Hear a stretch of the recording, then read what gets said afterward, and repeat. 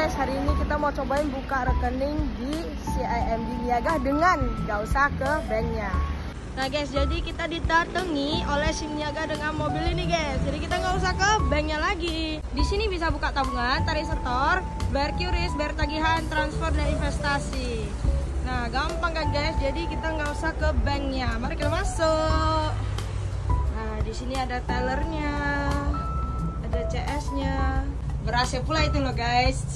Halo bang, hari ini kita mau ngapain ya? Nah, buat kalian yang punya usaha atau seorang-seorang bersama teman-teman, minimal 5 orang aja, kalian sudah bisa mendapatkan fasilitas ini. Kalian bisa ke Jalan Ahmad Yani, tempat CIMB Niaga itu, bilang, "Bang, kita mau buka rekening 5 orang di jalan ini." Nah, udahlah ditentukan nanti waktunya.